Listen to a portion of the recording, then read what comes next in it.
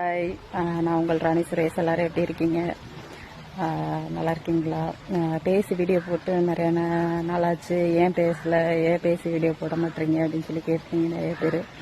எங்கெங்க அது என்னன்னு தெரியல. இந்த கன்னிராசி அப்படின்னு என்ன பாவம் பண்ணிச்சோ தெரில. ஐயோ வச்சு செய்யுதுங்க நேரம்.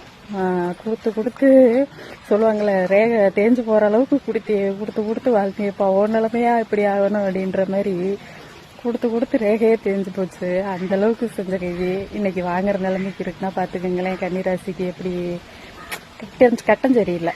அது 1 வருஷம் 2 வருஷம் சரியில்லைன்னா பரவாயில்லைங்க, பிறந்ததுலேருந்தேவா சரியில்லாமல் இருக்கும்? முடியலை.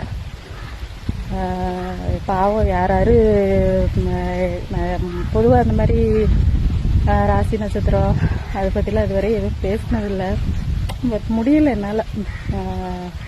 கன்னி ராசினாவே அப்படி என்ன பாவம் பண்ணிச்சுங்க, பாவப்பட்ட ராசிங்க. ஐயோ என்னதான் பாசிட்டிவாக நம்ம நினச்சாலும் வச்சாலும் எனக்கு வலிக்கவே இல்லையே அப்படின்னு எவ்வளோ அடிப்பட்டாலும் அந்த அடிக்கிட்டே எனக்கு இந்த அடி வாங்கிட்டு திரும்ப அடித்தவங்ககிட்டே எனக்கு வலிக்கலையே அப்படின்னு சொல்லிக்கிட்டாலும் கன்னிராசிக்கு கட்டம் சரியில்லை.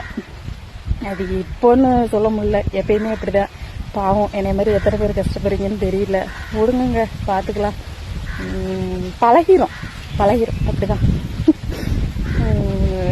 இந்த சொல்லணும்னு நினச்சேன். ஏன்னா கன்னிராசி அப்படி என்ன பாவம் மனுஷன்னு சொல்லிட்டு நான் நம்மள மாதிரி தான்டா எல்லாருமே இருக்காங்க போல அப்படின்னு அந்த ராசி பலன் கமெண்ட்ஸில் தான் தெரிஞ்சுக்கிட்டேன்.